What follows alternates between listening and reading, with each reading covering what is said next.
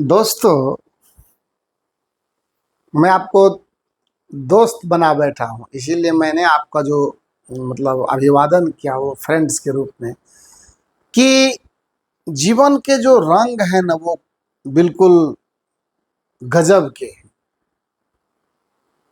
न जाने किस वक्त किनकी आवश्यकता पड़ जाए, कब कौन आपको धोखा दे दे, कब किसका हेल्प आपको लेना पड़ जाए, इस बात को कोई नहीं जानता। इसीलिए एक सलाह रहेगी हमारी कि हर लोगों की इज्जत करना सीखिए। पर इसके बीच में एक बात जो बहुत महत्वपूर्ण है, वो एक अच्छे इंसान, एक एजुकेटर होने के नाते हम आपसे ये ज़रूर कहना चाहेंगे कि अपने माँ बाप यानी पेरेंट्स की इज्जत सबसे ज़्यादा कीजिए। एकदम सच्ची मैं बता रहा हूँ, उनसे बढ़कर आपके लाइफ में और दूसरा कोई नहीं है। उसके बाद ही आपके टीचर का रोल आता है। और ये तीन आपके जीवन के वो महत्वपूर्ण पिलर हैं जिनमें से किसी एक के गिर जाने से जीवन अपंग हो जाता है, विकलांग हो जाता है वो।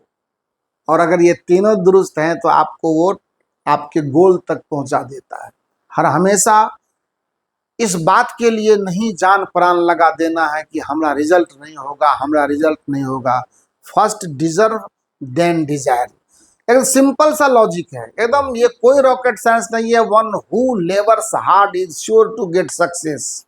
लेकिन क्या पढ़ना है, कब पढ़ना है, कितना पढ़ना है, ये भी हमारे लिए जानना जरूरी है। हम नीट क्वालिफाई नहीं कर सकते हैं, ये क्या बोलते हैं, अखबार पढ़ करके, पेपर पढ़ के नहीं कर सकते।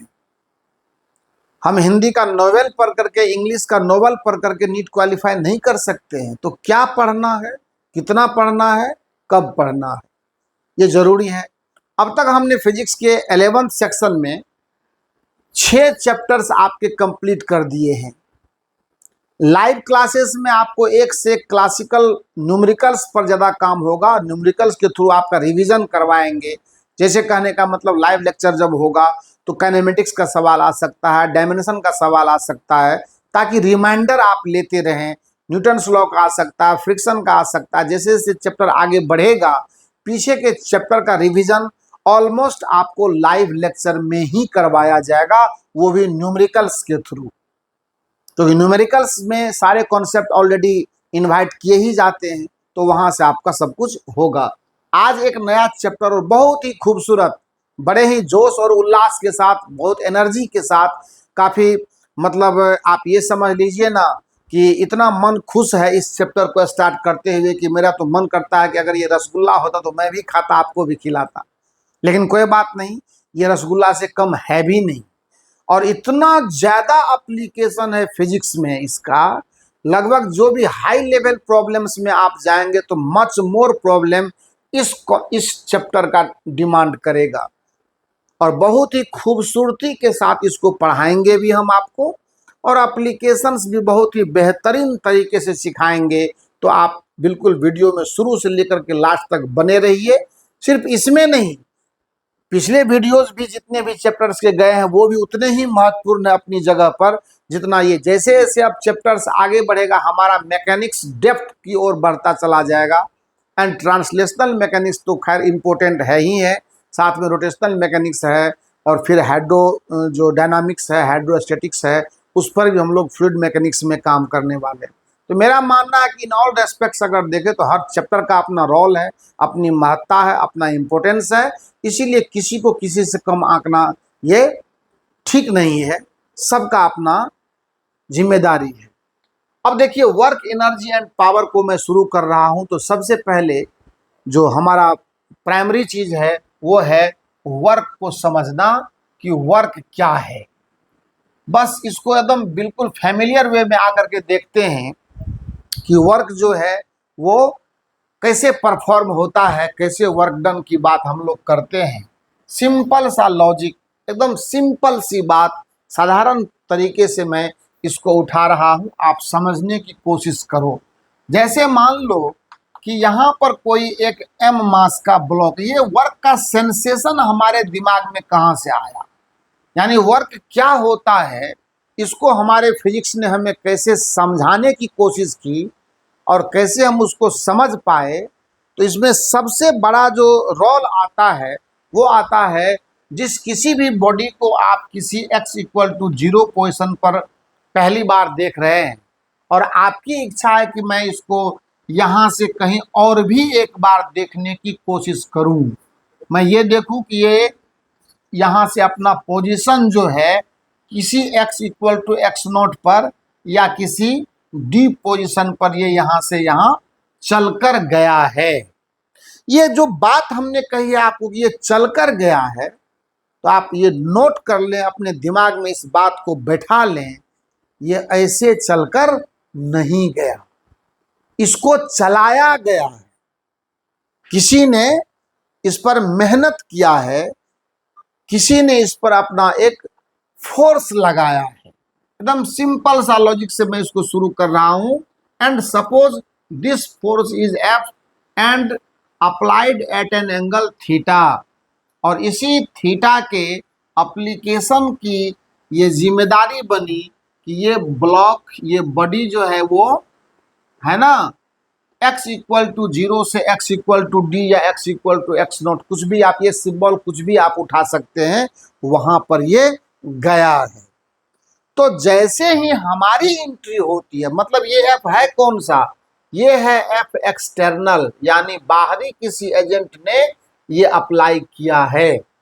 और जब बाहरी किसी एजेंट ने यह अप्लाई किया है तो जरूर इस फोर्स का ही प्रभाव रहा कि ये ब्लॉक अपना पोजीशन यहां से चलकर यहां तक लाया। अब मैं आपसे एक बात और करना चाहूंगा। ये तो छोटा सा डिस्प्लेसमेंट है, छोटी सी बात है, तो कोई खास फर्क नहीं। अगर मान लेते हैं कि मैं अपने सर पर एक 20 किलो या 30 किलो का वजन लेकर ग्राउंड फ्लोर से किसी टॉप 6 फ्लोर बिल्डिंग वाले टॉप पर मैं उसको ले जाता हूं, और जैसे ही मैं वहां पर पहुंचता हूं मेरे शरीर से पसीना पसीना हम हो जाते हैं, पसीना निकलता है, आह ओह ओह, काफी थकान जैसा कुछ महसूस करने लगते हैं। आखिर ऐसा क्या हुआ मेरे बॉडी में कि मैं इस तरह की एक्टिविटी कर रहा हूं? मेरे बॉडी से मेरा कुछ ताकत, मेरा कुछ एनर्जी वो खर्च हुआ है, तभी हम थकान महसूस कर रहे हैं। हो सकता है मुझे तेज भूख भी लग जाए। तो ये सब बातें हम लोग करेंगे। अब ये तो बिल्कुल आपको इसका बेस में बना रहा हूं, मैं बेसिकली आपको ग्राउंड स्टेट पर हूं, अभी बेसिक लेवल पर मैं हूं। इसका मतलब है कि इस फोर्स ने, अब फिजिक्स क्या कहता है, तो ये तो मैंने आपको बता दिया कि ये जो डिस्प्लेसमेंट हुआ इसका वो हमने किया। और जब ये फोर्स डिस्प्लेसमेंट डेवलप कर देता है किसी भी सिस्टम में, तो हमारा फिजिक्स कहता है कि उस फोर्स ने एक वर्क किया है। बस यही वर्क का डेफिनेशन है। तो ये जो पोजीशन चेंज की बात हम लोग करते हैं, किसी भी बॉडी, किसी भी पार्टिकल या किसी भी सिस्टम के पोजीशन चेंज की बात करते हैं, तो वो पोजीशन चेंज कोई ना कोई फोर्स करता है। और जब फोर्स ने पोजीशन चेंज करा तो मैक्सिमम प्रोबेबिलिटी है कि ये जिम्मेदारी बनती है कि उस फोर्स के द्वारा कुछ वर्क हुआ है। लेकिन अगर उस फोर्स ने डिस्प्लेसमेंट जनरेट करने में असफलता पाई, इसका मतलब उस फोर्स के द्वारा कोई वर्क नहीं हुआ। ये सिंपल सा लॉजिक है वर्क डन का। और आगे अब देखते हैं इसमें क्या करते हैं।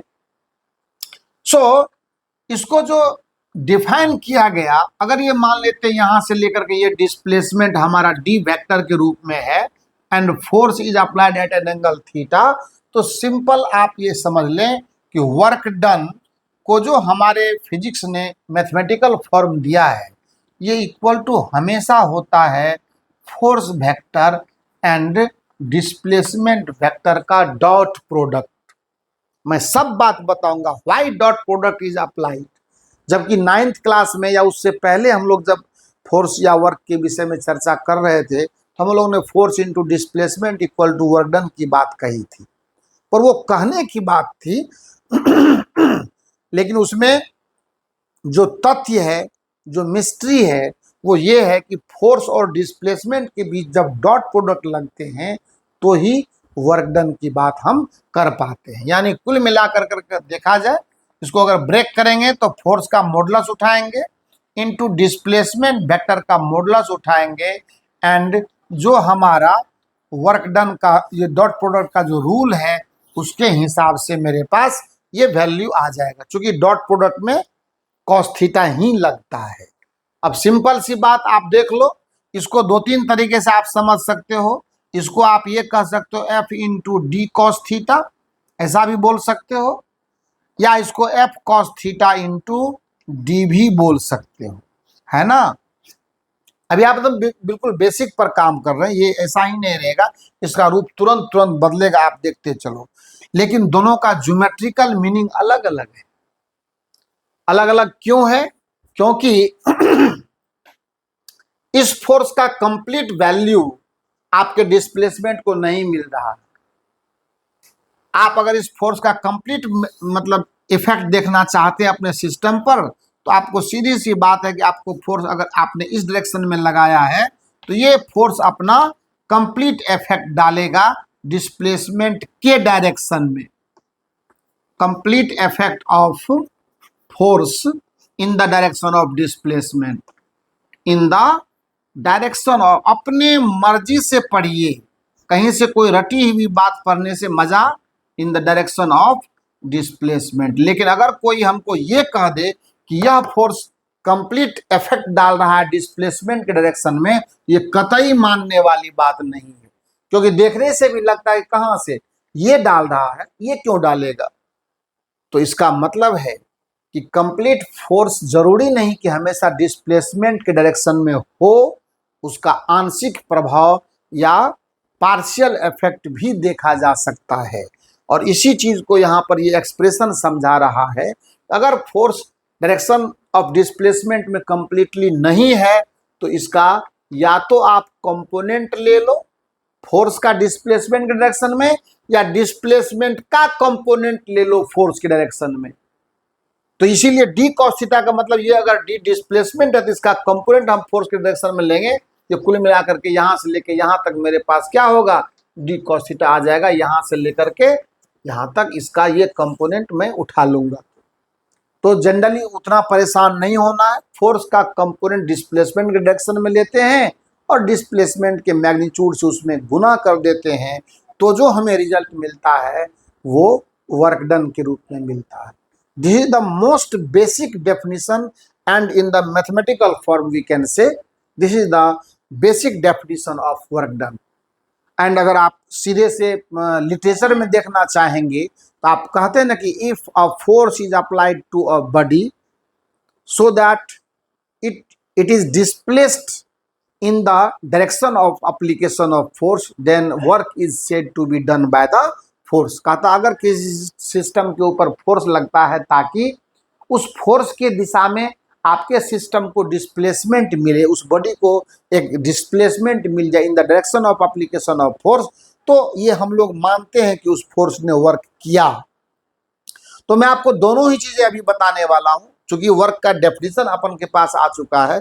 तो मैं सबसे पहले बताऊंगा इसका SI यूनिट क्या होता है, इसका CGS यूनिट क्या होता है, और उसके बाद इसका डायमेंशनल फार्मूला क्या होता है, और तब हम चलेंगे वर्क का पॉजिटिव होना, वर्क का नेगेटिव होना, वर्क का फिर जीरो होना, जीरो होने के क्या क्या कंडीशंस होंगे, तमाम बातों पर अब स्टेप वाइज चर्चा हम लोग करना शुरू करेंगे। And thereafter we will start to calculate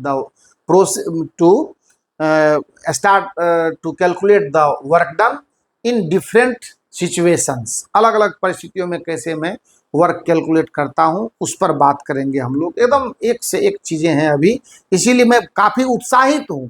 मैंने इतना ज्यादा बेसिक से लिया हुआ है, just like starting from 9th level मैं कह रहा हूं, आप इसको ऐसे समझो। लेकिन सबसे अहम अभी तक आपको मैंने वो बात नहीं सिखाई है जो वर्क डन का एक्चुअल डेफिनेशन होना चाहिए। इसके बाद आप इसको ये क्या करते हैं, नोट करने की कोशिश करेंगे। फर्स्ट लेक्चर है, आपको काफ़ी इज्जत देने वाला है।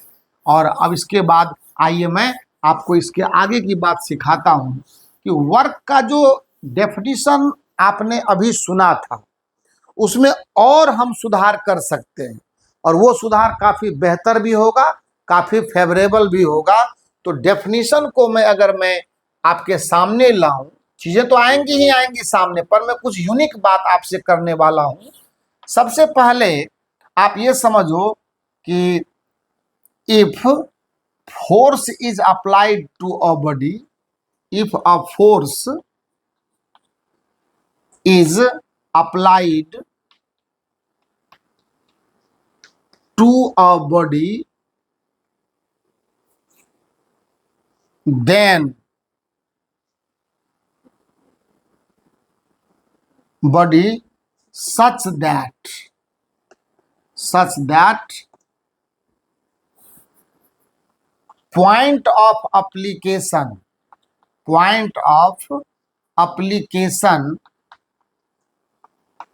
of force has some measurable displacement, या काउंटेबल कह सकते हैं, measurable displacement, then work is said to be done। अब आपको मैं बताता हूं कि मैंने ऐसा क्यों कहा, जबकि मैं इससे पहले आपको ये बता चुका हूं कि फोर्स डिस्प्लेसमेंट देता है। बस मैं आपको बताना चाहता हूं एक बहुत रहस्यमय बात। सपोज कीजिए कि यह एक बॉडी है, एम मास का है, और हमने यहाँ ये बॉडी थोड़ा सा सॉलिड है, पर वो लूज सॉलिड है। लूज सॉलिड का मतलब ये थोड़ा सा ये डिफॉर्म हो सकता है, ये लूज सॉलिड है ना, जैसे फोम टाइप का या कुछ ऐसा, कुछ जिसमें कि आप एक्सटेंशन ला सकते हैं। और आपने क्या करा, यहां पर एक फोर्स लगाया एफ, ठीक है। जब एफ आपने लगाया फोर्स यहां पर, तो रिजल्ट यहां देखिए आपने पाया कुछ ऐसी परिस्थिति। कैसी परिस्थिति मैं दिखा रहा हूं, आपने कुछ ऐसी परिस्थिति पाया कि ये जो एप्लीकेशन पॉइंट है इसमें डिस्प्लेसमेंट आपको देखा गया, एक मतलब मेजरेबल है पर छोटा डिस्प्लेसमेंट है। सो पॉइंट ऑफ एप्लीकेशन आपका जहां आपने फोर्स लगाया था, अब देखिए ये रेस्ट में है, बॉडी का जो बेस है उसमें डिस्प्लेसमेंट नहीं आया है, ओवरऑल बॉडी अपनी ही जगह पर है, but the point of application में थोड़ा सा है ना डिस्प्लेसमेंट आ चुका है। ये जो पॉइंट पी है जहां पर आपने ये पॉइंट पी आपने मेंशन किया है, इसमें डिस्प्लेसमेंट देखा गया, जबकि पूरा का पूरा बॉडी रेस्ट में है। तब तो आप ये कहेंगे कि फोर्स ने वर्क नहीं किया, ऐसा नहीं कह सकते। वर्क इज डन, यहाँ पे work is done by the force. Force को सिर्फ इस बात से मतलब है कि जहां मैंने फोर्स लगाया वो पॉइंट डिस्प्लेस हुआ कि नहीं हुआ, ये उस बॉडी का मामला। जैसे मैं आपको एक सिंपल सा एग्जांपल दिखाता हूं। सपोज कीजिए कि मेरा शकल है, ये आपका भी है, और हमने क्या करा, यहाँ पर एक फोर्स लगा करके इसको खींचा, मैं तो नहीं डिस्प्लेस हुआ, पर देखिए ये थोड़ा सा ये हुआ कि नहीं हुआ। इसका मतलब मेरे फोर्स ने वर्क किया, क्योंकि जहां वो अप्लाई हुआ था वो पॉइंट को डिस्प्लेस करने में वो सक्षम रहा, and the force has given the displacement to the point of application, तो वर्क वहां पर हुआ। ये माइन्यूट चीज है, आपको ये ऑब्जेक्टिव में पूछा जा सकता है, इसीलिए मैंने आपको ये चीज बताई। सिंपल सी बात। तो वर्क आपको यहाँ पर भी दिखा, जबकि होल बॉडी आपका डिस्प्लेस नहीं हुआ है, लेकिन जिस पॉइंट पर आपने फोर्स अप्लाई किया था उस पॉइंट में डिस्प्लेसमेंट ऑब्जर्व किया गया, तो वर्क आपको वहां से भी पॉसिबल है। अब आइए यहाँ से आगे चलते हैं। ये छोटी सी बात मुझे बतानी थी, वो मैंने आपको बता दी, कोई तकलीफ वाली बात नहीं है। अब मैं आपको ये कहना चाहूंगा कि हम जानते हैं कि F जो होता है, सॉरी, हम जानते हैं कि W जो है वो F vector dot D vector के बराबर है, यानी ये FD cos थीटा है। तो अब यहां पर देखें, इसका यूनिट देख लेते हैं। इट्स SI यूनिट जो होगा वो क्या होगा, आप खुद बता सकते हो तो बताइए। ऑनलाइन प्लेटफॉर्म है तो क्या हुआ, तो पहले जान लीजिए, फोर्स इनटू डिस्प्लेसमेंट की कहानी है, ये होता है न्यूटन मीटर, ये होता है न्यूटन मीटर, यानी इसको कह सकते NM, और इशू कहा जाता है जूल, JOULE, या सिंबॉलिक फॉर्म में जाएंगे तो कैपिटल J। ये हो गया इसका SI यूनिट। और अगर आपको सीजीएस सिस्टम में जाना है तो सीजीएस यूनिट जो होता है वो होता है अर्ग, ERG, जिसको आप डाइन सेंटीमीटर कह सकते हैं। न्यूटन के बदले यहाँ डाइन लिखाएगा और मीटर के बदले यहाँ सेंटीमीटर लिखाएगा। अर्ग कहते हैं ये, जहाँ पर 1 जूल जो होता है वो 10 टू द पावर माइनस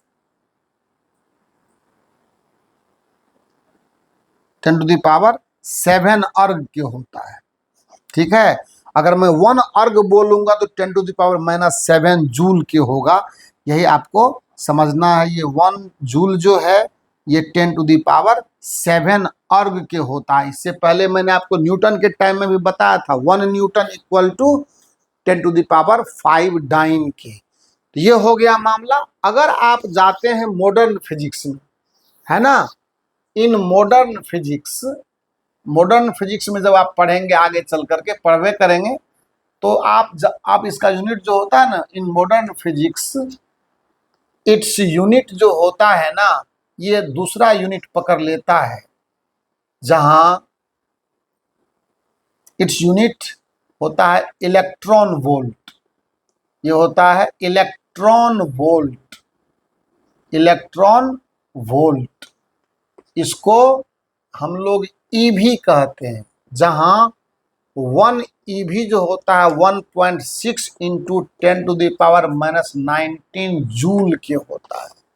ये समझ के रखना, ठीक है।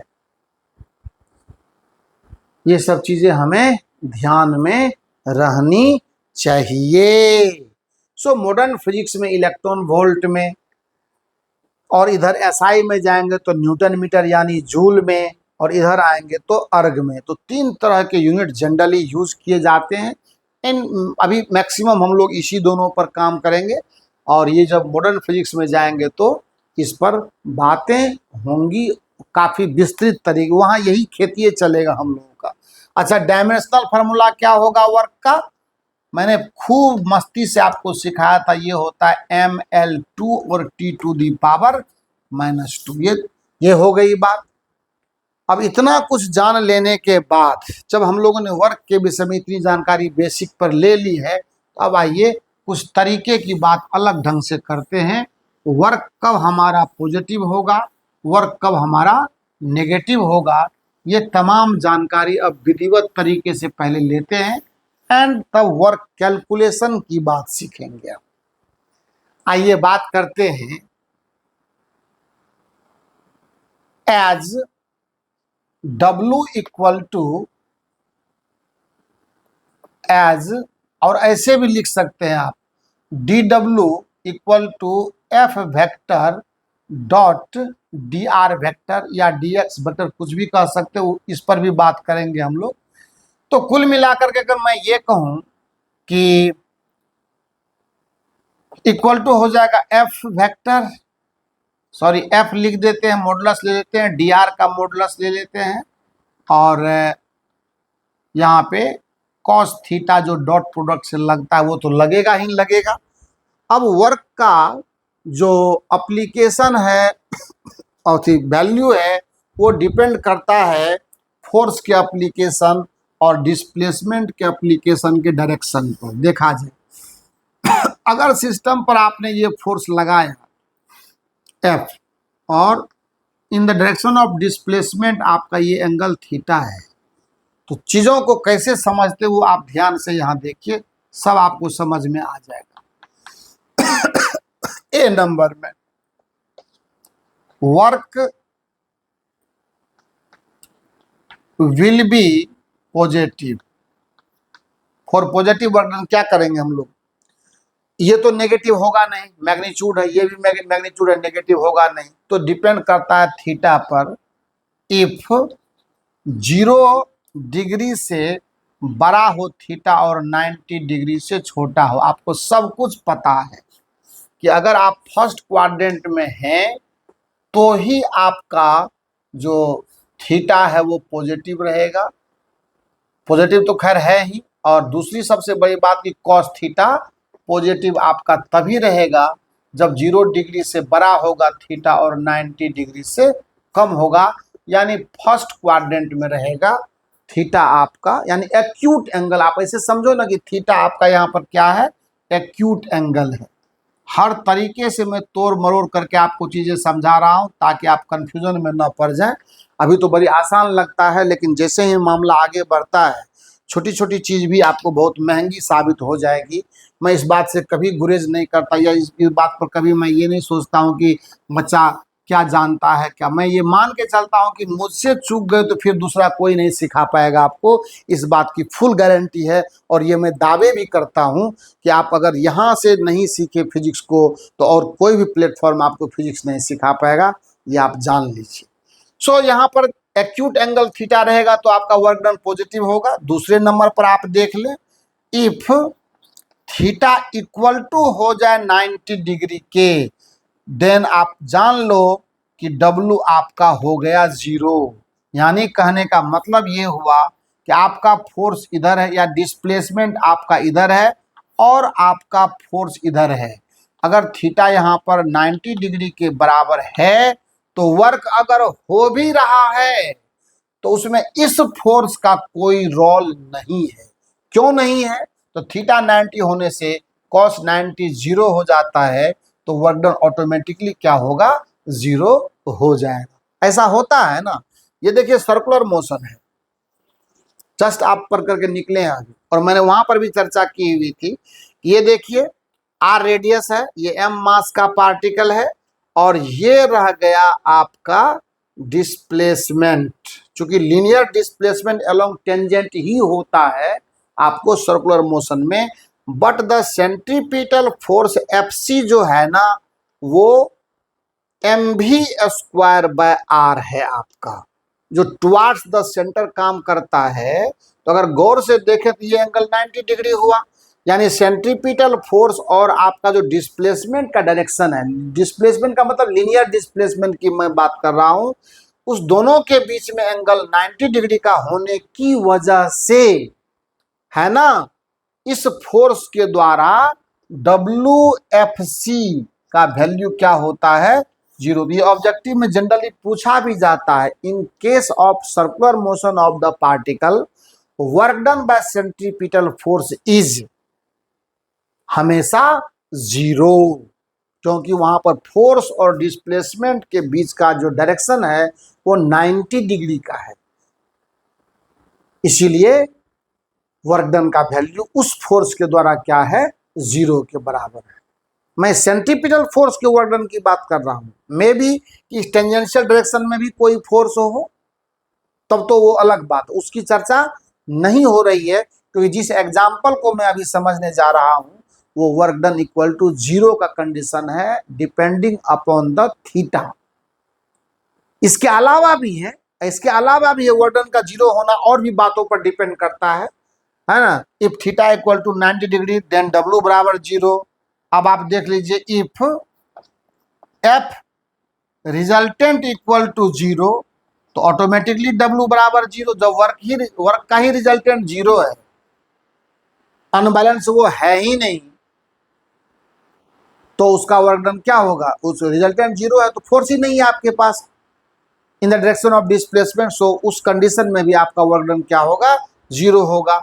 तीसरा कंडीशन हो सकता है कि इफ D बराबर 0, देखते चलिए सब आएगा। तो वर्क डन का वैल्यू 0 होगा ना। मान लो हम मैं इस पर दीवार पर मैं फोर्स लगा रहा हूं, पूरा लगा रहा हूं, पूरा लगा रहा हूं, इसमें कोई डिस्प्लेसमेंट ही नहीं दे पा रहा हूं। जब मैं डिस्प्लेसमेंट ही जनरेट नहीं कर पा रहा हूं तो कहां से वर्क डन होगा। सो देयर विल बी, मेरे समझ से 3 conditions of zero work done. The first one, force and displacement are at perpendicular sense, दोनों के बीच का एंगल 90 होना चाहिए, फोर्स का रिजल्टेंट 0 होना चाहिए। दूसरा कंडीशन, और फोर्स लग भी रहा है तो डिस्प्लेसमेंट 0 होना चाहिए। तीनों कंडीशन में वर्क डन का वैल्यू क्या आएगा, 0 आएगा। सो वर्क कब पॉजिटिव हुआ, वर्क कब 0 हुआ, दोनों बातें हम लोगों ने सीखी।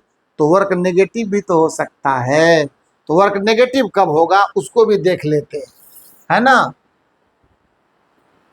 सी नंबर में अगर देखें तो W नेगेटिव कब होगा, इफ 90 डिग्री से बड़ा हो थीटा और 180 डिग्री से क्या हो, छोटा हो। 90 डिग्री से बड़ा हो और 180 डिग्री से क्या हो, छोटा हो, या बराबर भी होगा तो नेगेटिव पर ही जाएगा, क्योंकि कोस 180 का वैल्यू भी कुछ होता है, ठीक है ना। तो ये तमाम बातें थी वर्क डन के प्लस होने की कहानी, वर्क डन के 0 होने की कहानी, और वर्क डन के क्या, नेगेटिव होने की कहानी।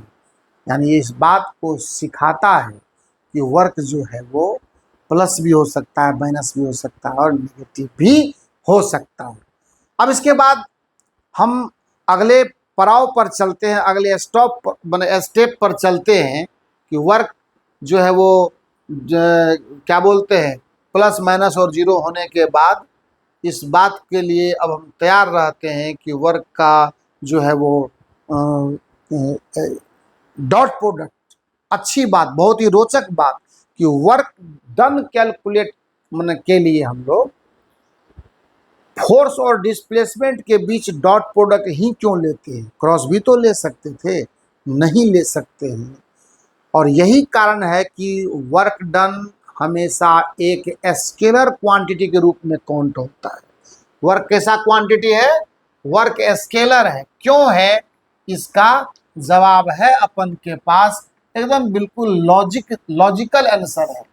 आप ये देखो, जनरली कि जिस प्लेन में आपका फोर्स और डिस्प्लेसमेंट है, वर्क डन की भी कल्पना हम उसी प्लेन में करते हैं।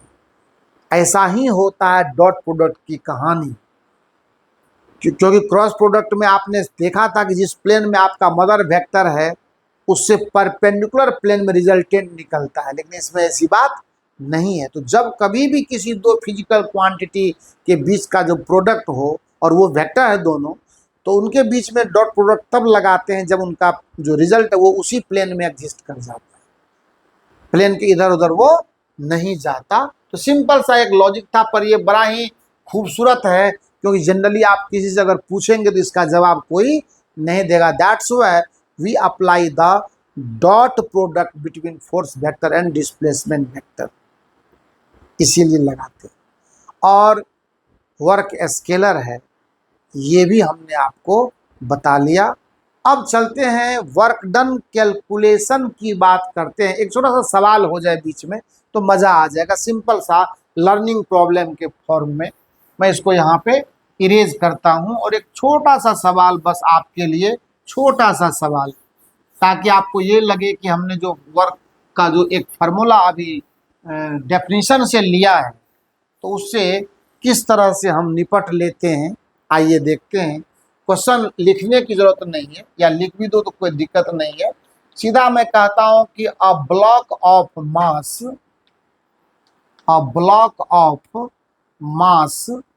10 kg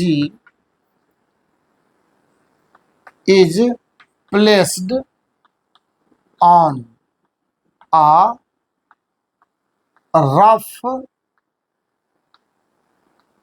horizontal surface, ठीक है। a force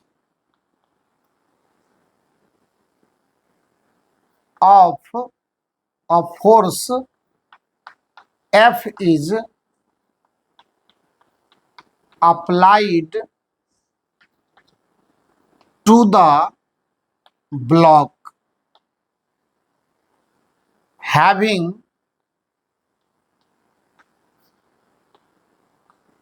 magnitude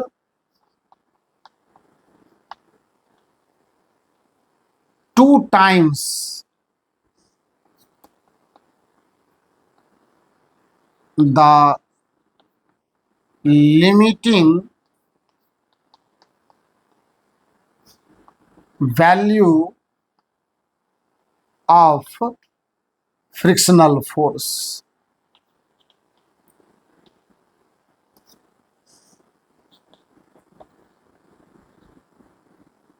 At an angle 60 degree from horizontal.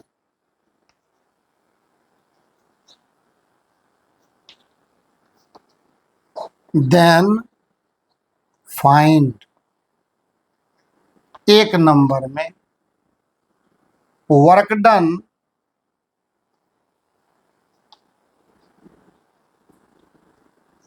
By F, दूसरे नंबर में वर्क डन बाई एफ बोले तो फ्रिक्शन फोर्स, तीसरे नंबर में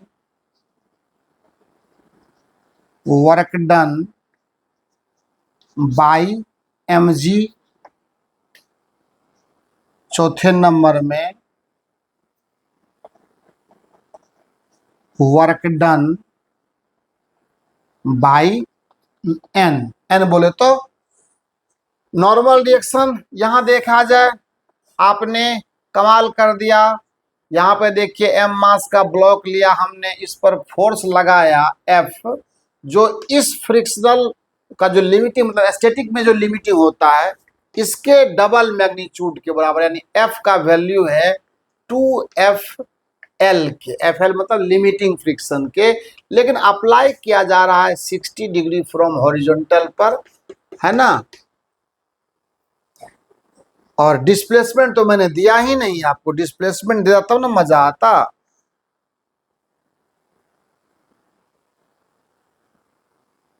यहां पर लिख देते हैं ब्रैकेट में डिस्प्लेसमेंट बराबर 10 मीटर, है ना। मैंने ये लिखा कि इसका जो डिस्प्लेसमेंट है वहां पर मैं सवाल में देना छूट गया था। तो डी का वैल्यू आपके पास ऑलरेडी कितना आ रहा है, हमने ये अज्यूम किया है डी इक्वल टू 10 मीटर का डिस्प्लेसमेंट लिया है। फ्रिक्शन कोफिशिएंट म्यू का जो वैल्यू है वो भी सवाल में नहीं दिया था मैंने, तो म्यू का वैल्यू मैंने 0 समझ लीजिए कि 20 ले लिया है, ठीक है।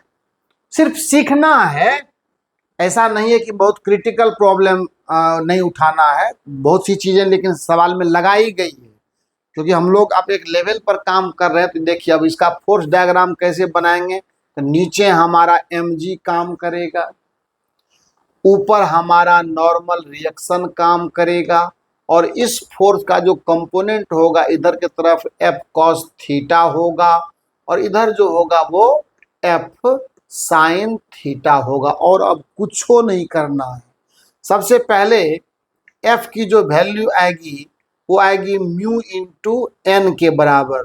तो सबसे पहले आप क्या करते हैं, इसका निकाल लेते हैं, इक्वेशन लिखिए ना, n plus F sin theta equal to mg। यहां से नॉर्मल रिएक्शन का वैल्यू आ जाएगा हमारे पास mg minus F sin theta.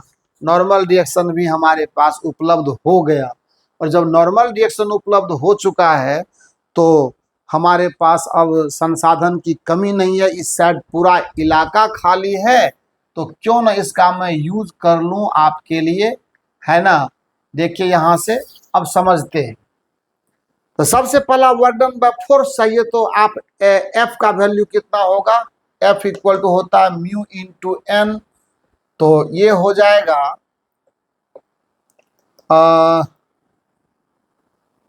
कितना हो जाएगा, नॉर्मल रिएक्शन का वैल्यू मेरे पास आ गया कितना, mg minus F sine theta आ जाएगा, चिंता नहीं करना, mu into M G minus F sine theta. तो यहां से मैं f के बदले तो 2f लिख सकता हूं। देखिए कितना सुंदर से सवाल ये क्लियर हो जाएगा। f इक्वल टू होगा mu into M G minus f के बदले 2f लगाना है, क्योंकि ये कह रहा है कि जो भी फोर्स ये वैल्यू देगा उसका दुगुना हमारा इस f का वैल्यू है। देखिए वहां पर 2fl लिखा हुआ भी है, तो 2f साइन थीटा। यहां से हमारे पास क्या हो जाएगा, f equal to mu M G minus mu into 2f sine theta. यहां से क्या हो जाएगा, ये देखिए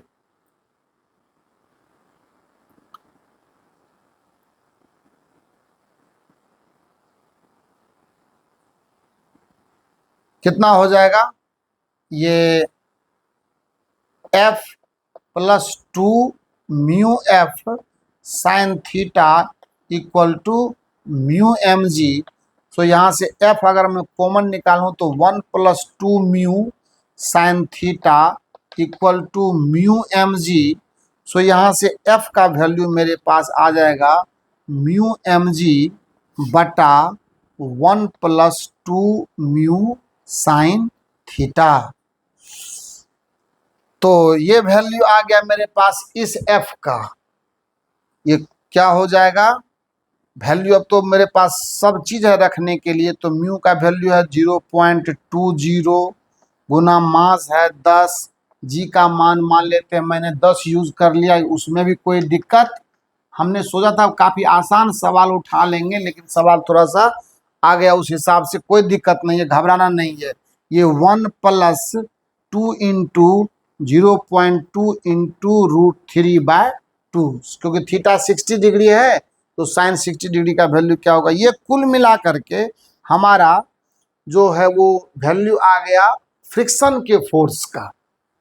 और जब फ्रिक्शन के फोर्स का वैल्यू आ गया है तो मुझे इसका दुगुना कर देने पर ये फोर्स पता पड़ जाएगा। दुगुना करेंगे तो, और तब जब उसको दुगुना 2 टाइम्स कर देंगे तो ये फोर्स पता पड़ गया। और जब ये फोर्स हमें आ जाएगा क्लियर कट, तो उसके बाद एक एक करके देखिए। पहला है वर्क डन बाय एफ, तो क्या करेंगे, वर्क डन बाय एफ निकालना होगा। तो पहला डिमांड में क्या होगा, W बराबर F D cos 60 degree. F का वैल्यू आपके पास वहां से 2f मिला हुआ है ही, और डी का वैल्यू 10 और कॉस 60 का मान कितना होता है 1/2, यही ना, इतना जूल हो जाएगा। प्रॉब्लम हालांकि रैंडम है, मैंने कुछ ऐसे प्लानिंग नहीं किया, मेरे मन में आई बात कि मैं देता हूं। तो हो सकता है डिस्प्लेसमेंट क्रिएट ये करे ना करे, मुझे तो कुछ इस पर लग रहा। खैर जो भी आप कैलकुलेशन करके देखेंगे कि क्या इसका फाइनल रिजल्ट आता है।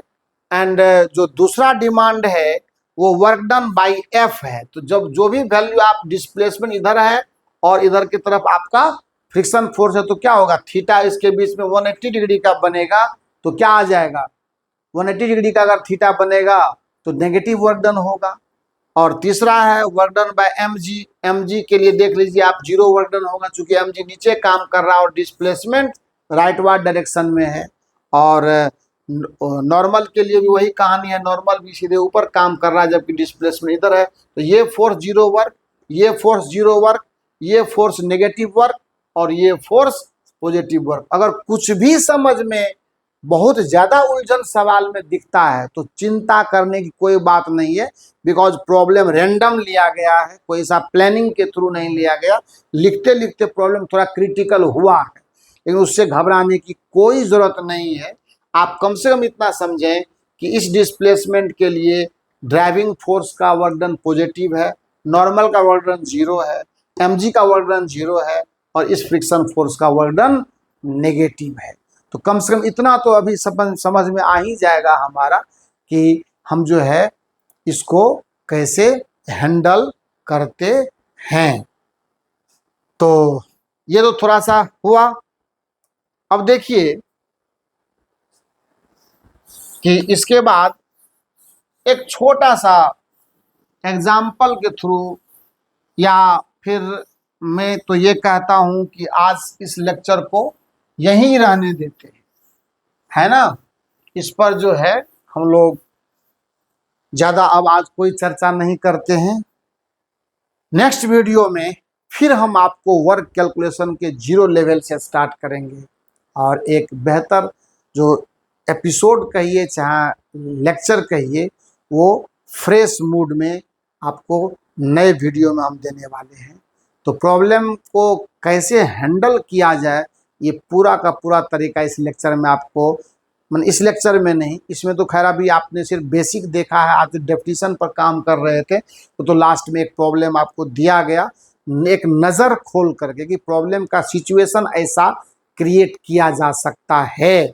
अब उसमें कैलकुलेशन बता देगा कि क्या डिस्प्लेसमेंट वो फोर्स दे रहा है नहीं दे रहा है, ये तो कैलकुलेशन की बात है, पर एक आइडियोलॉजी हमने लिया वहाँ पर, और उसको इस तरह के प्रॉब्लम काफ़ी अभी मिलने वाले हैं, तो उस पर कोई टेंशन लेने की जरूरत नहीं है। Thank you so much. आज के लेक्चर को यहीं एंड करते हैं, ठीक है।